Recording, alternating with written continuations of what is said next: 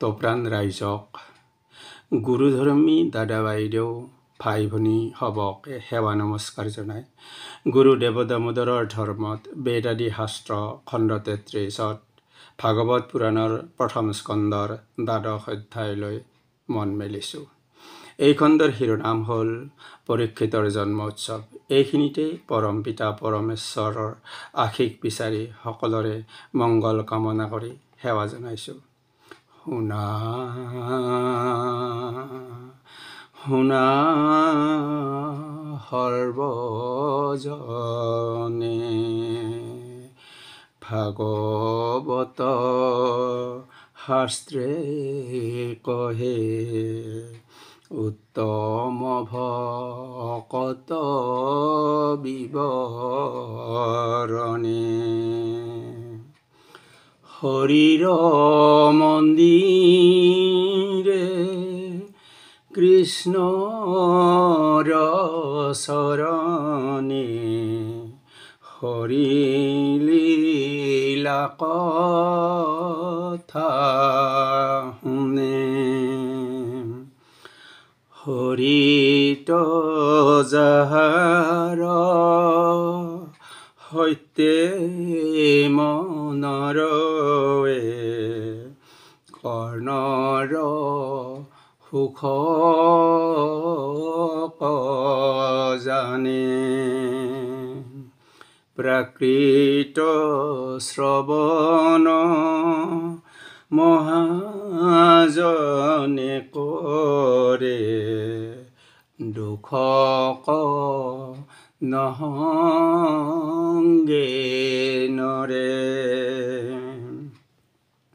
মধ্যম শ্ৰৱণ শাস্ত্ৰত কহয়ে, শ্ৰৱণ সুখত ৰয়ে। বুজি যিটো জনে পৰক বুজায়ে, হৰি লীলাই অনুক্ষণে। কৃষ্ণ কথা মন বশ কৰে ৰখে, উত্তম শ্ৰৱণ কহে। শৌনকে ক'লে, হে সুত, অশ্বত্থামাই নিক্ষিপ্ত কৰা ব্ৰহ্মসেনা নামৰ অস্ত্ৰত উত্তৰাৰ গৰ্ভ পীড়িত হৈছিল। শ্ৰীকৃষ্ণই পুনৰ সেই অভিলেখ পবিত্ৰ কৰিলে। ভাগৱত শ্ৰৱণত যাৰ শ্ৰদ্ধাৰূপ মহতি বৃদ্ধি হয়, সেই মহান ধৈৰ্যশীল পৰীক্ষিতৰ জন্ম, কৰ্ম আৰু নিধন কিদৰে হৈছিল, এতিয়া আমি তাকে শুনাব ইচ্ছা কৰোঁ।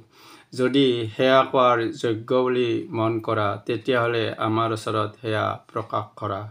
সুতে ক'লে, আসক্ত বস্তুৰ পৰা নিষ্পৃহ হৈ ধৰ্মৰাজ যুধিষ্ঠিৰে পিতৃৰ দৰে প্ৰজাসকলক পালন কৰিব ধৰিলে। সুস্পষ্ট যজ্ঞসমূহৰ পৰা অৰ্জিত স্বৰ্গলোকত মহিষী ভাতৃসকলে জম্বুদ্বীপত আধিপত্য কৰি স্বৰ্গ পৰ্যন্ত বিস্তৃত ফণাই যুধিষ্ঠিৰক আনন্দ দিব পাৰিছে। ক্ষুধিত ব্যক্তিৰ খাদ্যবস্তু ব্যতিৰেক অন্য একতেই যেনেকৈ প্ৰীত নহয়, তেনেকৈ কৃষ্ণনিষ্ঠ যুধিষ্ঠিৰে কৃষ্ণ ভক্তি বাদ দি অন্য একতেই সুখ লাভ নকৰে। হে ভৃগুনন্দন, মাতৃ উত্তৰাৰ গৰ্ভস্থ আৰু ব্ৰহ্মাস্ত্ৰৰ তেজত বাহ্যমান পৰীক্ষিতে তেতিয়া সেই পুৰুষক দেখিছিল, যি পুৰুষৰ মাথাত উজ্জ্বল সুবৰ্ণৰ কিৰীটী, মনোহৰ চামবৰ্ণ সম্পন্ন, বিদ্যুতৰ দৰে বস্ত্ৰ পৰিহিত।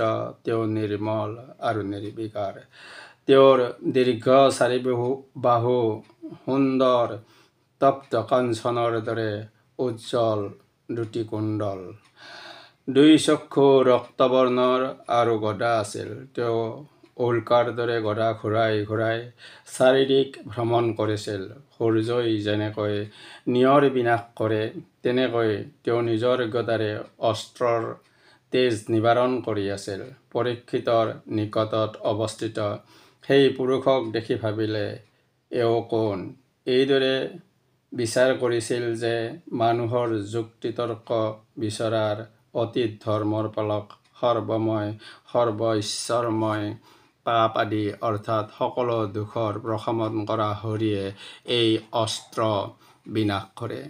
10 মহলৰ গৰ্ভস্থ শিশুৰ সন্মুখত সেই ঠাইত অন্তহিত হৈ যায়। দ্বিতীয় পাণ্ডৱৰ দৰে পাণ্ডুৰ বংশ পৰীক্ষিতৰ জন্ম হ'ল। সন্তুষ্ট চিত্তৰ মহাৰাজ যুধিষ্ঠিৰে সৌম্য ধৌম্য কৃপাচাৰ্য প্ৰভৃতি ব্ৰাহ্মণসকলৰ দ্বাৰা শ্ৰত্ৰী বচন অৰ্থাৎ শুনি ভাল লগা পুত্ৰৰ জাতকৰ্ম কৰিলে। দান যজ্ঞকালত ৰজা যুধিষ্ঠিৰে পুত্ৰৰ জন্মৰ নিমিত্তে ব্ৰাহ্মণসকলক সুবৰ্ণৰ গাভী, ভূমি, গ্ৰহ, অশ্ব, হস্তী, মিষ্টান্ন দান কৰিলে। তাৰ পিছত পৰিতুষ্ট ব্ৰাহ্মণসকলে মহাৰাজ যুধিষ্ঠিৰক ক'লে, হে কুৰুবংশৰ শ্ৰেষ্ঠ নৃপতি, কুৰুবংশীয় এই সূৰ্যবংশত দুৰ্বাৰ দৈৱই কৰা বিনাশ উপস্থিত হ'লে তোমালোকৰ অনুগ্ৰহৰ নিমিত্তে বিষ্ণুই ইয়াকেই দিছে। হে ভগৱান, এই কাৰণে এয়া বালক বিষ্ণুই কৰ্তিক নামে খ্যাত হ'ব। বংশগুণে কথা ভাগৱত শ্ৰেষ্ঠ হ'ব, এই বিষয়ত কোনো সন্দেহ নাই। যুধিষ্ঠিৰে জিজ্ঞাসা কৰিলে, হে ব্ৰাহ্মণ হ'ব, যশ আৰু কীৰ্তিৰে এই বংশৰ মহাত্মা পুণ্য যশস্বী ৰাজৰ্ষিসকলৰ অনুৱৰ্তন কৰা হ'ব। ব্ৰাহ্মণসকলে ক'লে, হে যুধিষ্ঠিৰ, এই বিষয়ত তুমি বিন্দুমাত্ৰা সংশয় প্ৰকাশ নকৰিবা। এই বালক মনুপুত্ৰ ইক্ষ্বাকুৰ দৰে প্ৰজাৰক্ষক হ'ব। দশৰথৰ পুত্ৰ ৰামচন্দ্ৰৰ দৰে ব্ৰাহ্মণসকলৰ হিতৈষী আৰু সত্য প্ৰতিজ্ঞা পালন কৰিব। কুশিনৰ দেশৰ ৰজা শিবিৰ দৰে দাতা আৰু শৰণাগতৰ পালক হ'ব। দুষ্মন্তৰ পুত্ৰ ৰজা ভাৰতৰ দৰে জ্ঞাতিগণক আৰু যাজ্ঞিক ব্ৰাহ্মণসকলৰ মাজত যশ বিস্তাৰ কৰিব। ধনুৰ্ধাৰী বীৰসকলৰ অগ্ৰণী এই বালক কাৰ্তবীৰ্যই অৰ্জুনৰ দৰে হ'ব। তেওঁ হ'ব সমুদ্ৰৰ দৰে গম্ভীৰ আৰু অগ্নিৰ দৰে দুৰ্ধৰ্ষ, ধৰিত্ৰীৰ দৰে ক্ষমাশীল, পিতামাতাৰ দৰে সহিষ্ণু, হিমালয়ৰ দৰে স্থিৰ, সততে সিংহৰ দৰে বিক্ৰান্ত, সমদৰ্শিতাত পিতামহ ব্ৰহ্মাৰ সমান হ'ব। প্ৰসন্নতাত শিৱৰ সৈতে তেওঁৰ তুলনা কৰা হ'ব। শ্ৰীপতি বিষ্ণুৰ দৰে তেওঁ হ'ব সকলো প্ৰাণীৰ আশ্ৰয়। এই বালকৰ মাজত সমস্ত সৎগুণ কৃষ্ণৰ দৰে মহিমান্বিত হ'ব। উদাৰতাত তেওঁ হ'ব ৰন্তিদেৱৰ তুল্য, হ'ব যযাতিৰ দৰে ধাৰ্মিক, ধৈৰ্যত মহাৰাজ বলিৰ সমান আৰু প্ৰহ্লাদৰ দৰে কৃষ্ণৰ মতিযুক্ত। এই বালকে বহু অশ্বমেধ যজ্ঞ কৰিব, নিৰন্তৰ বৃদ্ধাসকলৰ সেৱা কৰিব, অনেক ৰাজৰ্ষিৰ পিতা হ'ব।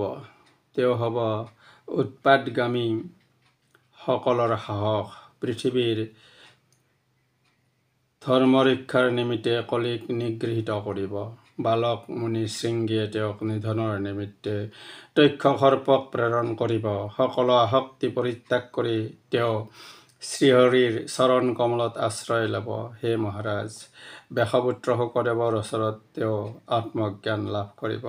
পৰীক্ষিতে পাৰ্থিৱ দেহ গংগা তীৰত পৰিত্যাগ কৰি শ্ৰীহৰিৰ চৰণত আশ্ৰয় ল'ব।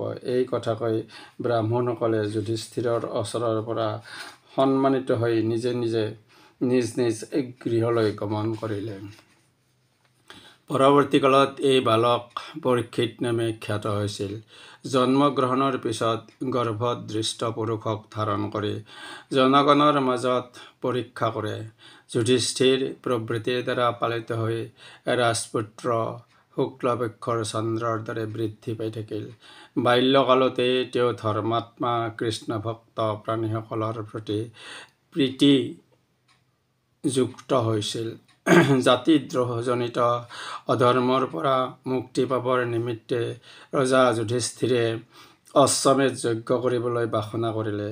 তেওঁ প্ৰজাসকলৰ ওচৰৰ পৰা কৰ আৰু দণ্ডৰ বাহিৰে অন্য কোনো অৰ্থ গ্ৰহণ নকৰে। ৰাজৰসত প্ৰচুৰ অৰ্থ নথকাত চিন্তান্বিত হ'ল। তেওঁৰ অভিপ্ৰায় জানি কৃষ্ণ প্ৰাণিত ভাইসকলে উত্তৰ দিশে মৰু আৰু ৰাজ্যৰ যজ্ঞত পৰি থকা সুবৰ্ণ পাত্ৰ আদি অপহৰণ কৰিলে।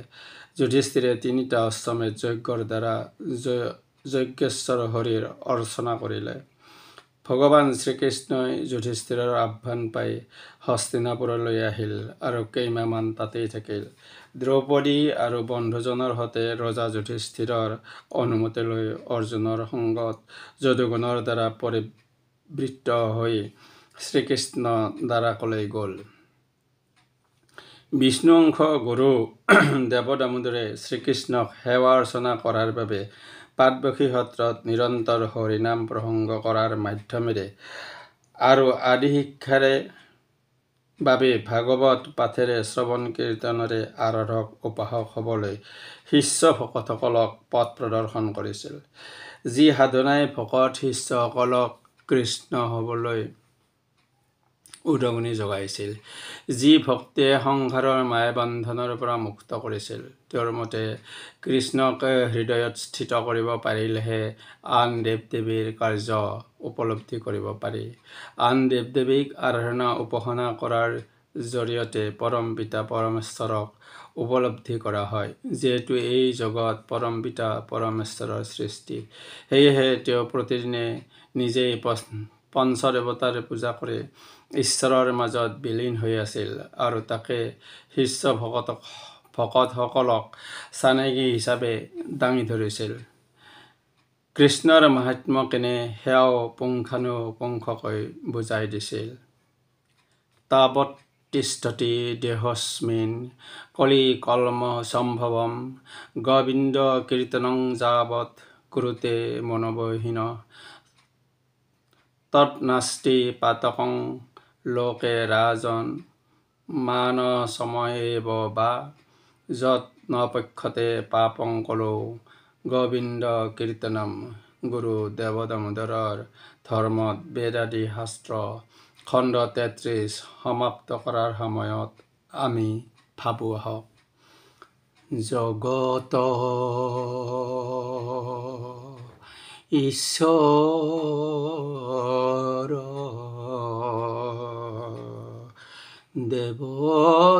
দেৱদামোদৰ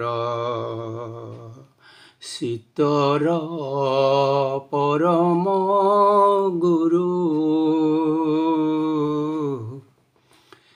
জগত ঈশ্বৰ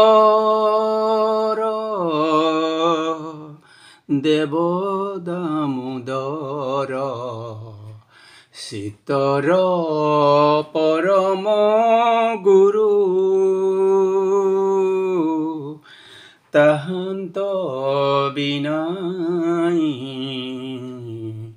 হৰি ভকতৰ হেবি ফজিবৰ নাই কেয়। গুৰু হে বিবাৰ বল সাধনাৰ হৰি পদেৰ হেহি কল্পতৰু হৰি বৈকুণ্ঠৰ পতি তুমি বিনে নাহি হাৰ। নমস্কাৰ, অনন্ত কুমাৰ শৰ্মা।